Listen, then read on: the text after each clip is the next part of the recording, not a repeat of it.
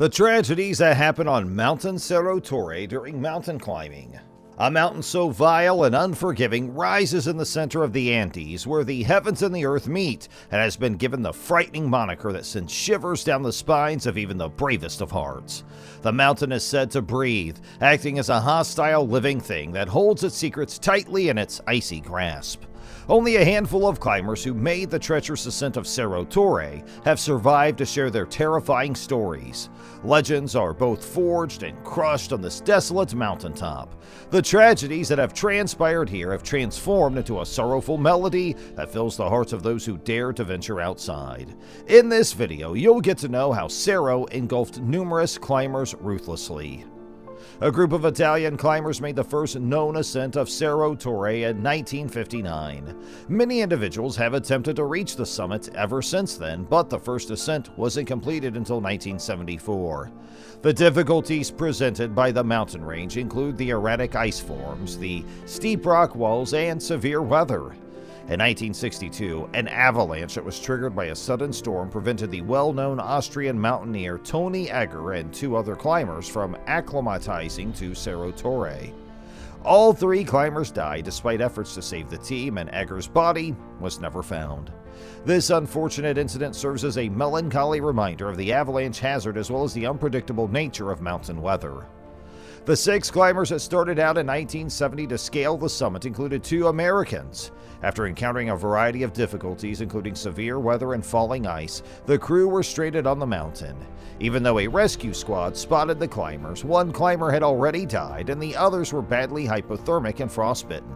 This tragedy highlighted the need to constantly take care and precaution before attempting to climb the Cerro Torre. Famous climber Cesare Maestri attempted to ascend the Cerro Torre again in 1992 after failing the first time. His attempt, however, was met with controversy and censure, since he used a gas-powered drill to cut hand and footholds into the rock. Maestri eventually failed to ascend the mountain and was forced, still wounded, to retreat to base camp. The moral conundrums surrounding climbing and the need of safeguarding natural regions are brought up by this controversy over Maestri's attempt. Matas Crook, a young climber from Argentina, attempted to summit the Cerro Torre alone in 2006, despite warnings from more experienced climbers about the dangers of such an endeavor. On the peak, Crook was last observed alive. His corpse was later found by a search squad.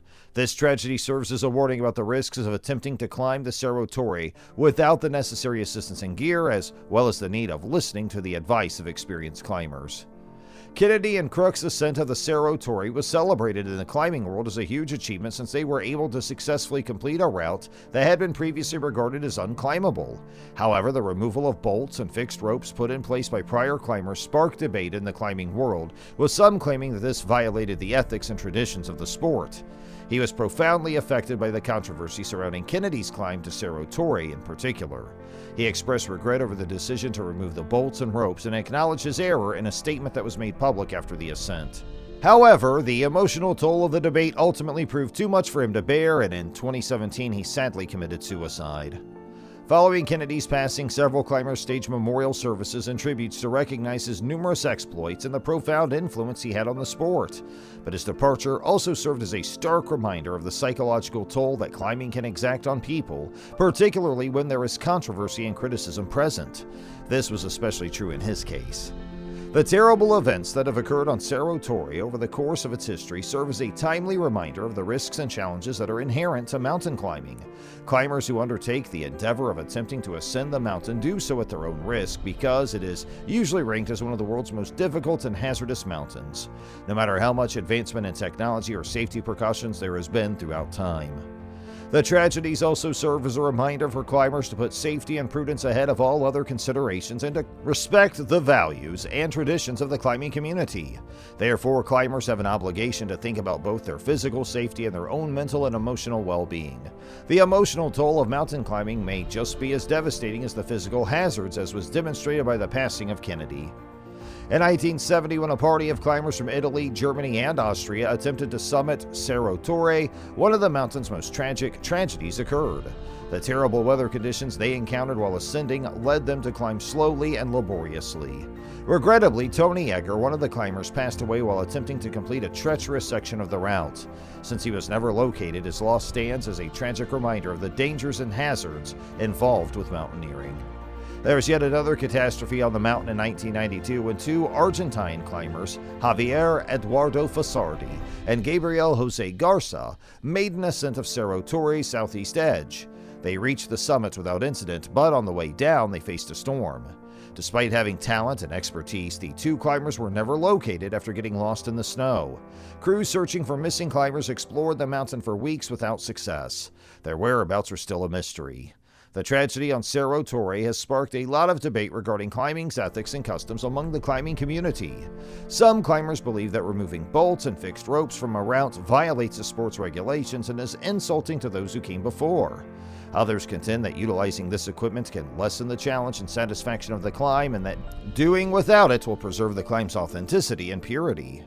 Regardless of the reasons for or against it, it is undeniable that the tragedies on Cerro Torre serve as a reminder of the risks and dangers involved with mountain climbing, as well as the requirement of honoring the traditions and ethics of the climbing community. Although it's common for climbers to want to push themselves and try out new challenging routes, it's essential that they do so slowly and judiciously, always putting their own safety and welfare first. The projects to increase public awareness of the risks and challenges of climbing have been launched in recent years. These projects also aim to provide climbers with the equipment and support they need to stay safe and avert tragedy. The availability of climbing schools and guide services has increased, making them more accessible to everyone interested in taking up the sport. Thanks to improvements in gear and technology, climbers may now attempt more challenging routes with more safety and precision. However, because mountain climbing will always include risks, climbers must approach the action with the utmost caution and respect. The accident on Cerro Torre serves as a sobering reminder of the consequences of carelessness and irresponsibility, as well as an appeal to all climbers to approach the sport deliberately and with a deep respect for the immense strength and beauty of the mountains. Finally, the deaths that have occurred while climbing on Cerro Torre serve as a somber reminder of the risks and difficulties involved with this challenging and rewarding exercise. While these dreadful incidents are awful and difficult to bear, they also serve as a reminder of the amazing fortitude and persistence of those who choose to climb the world's most challenging summits. Climbers must approach the exercise with prudence, respect, and awareness, always putting their own safety and well-being first, whether they are doing it for leisure or competition. The occurrences on Cerro Torre should serve as a reminder to all climbers to preserve the standards and traditions of the climbing community and to handle this incredible sport with the utmost respect and care. In addition to serving as a sobering lesson for climbers, the tragedies at Cerro Torre serve as an example of the remarkable bravery and tenacity of individuals who made the decision to reach this challenging summit. What are your opinions about that? Comment below and let us know. And thank you for your time.